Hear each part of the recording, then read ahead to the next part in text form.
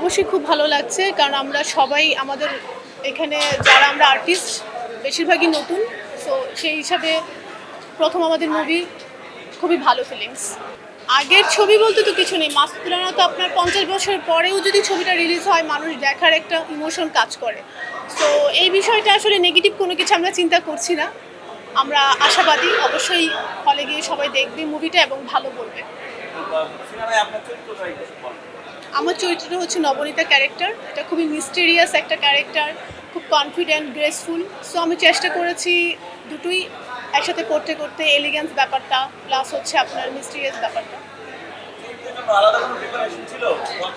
অবশ্যই অবশ্যই প্রিপারেশন নিতে হয়েছে, কারণ আমরা তো মানে যে আমাদের ফাইটিংয়ের বিষয় আছে, গান ইউজ করার বিষয় আছে, ওগুলোর জন্য মুভির আগে আমাদেরকে 2 to 3 টাইমস আমাদেরকে বিভিন্নভাবে ট্রেন করিয়েছে।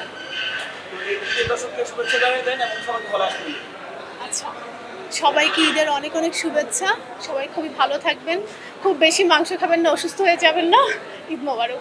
আর অবশ্যই হলে গিয়ে সব বাংলা ছবি দেখার ট্রাই করবেন। শুধু আমি এই মুভিতে কাজ করছি সেটা বলবো না যে আমার ছবি গিয়ে দেখুন। আমি বলবো আমাদের বাংলা মুভিকে আরও সমৃদ্ধ করার জন্য সবাই হলে গিয়ে মুভি দেখবেন। আর কেউ প্লিজ পাইরেসি করবেন না, পাইরেসি বন্ধ করতে হবে। ধন্যবাদ।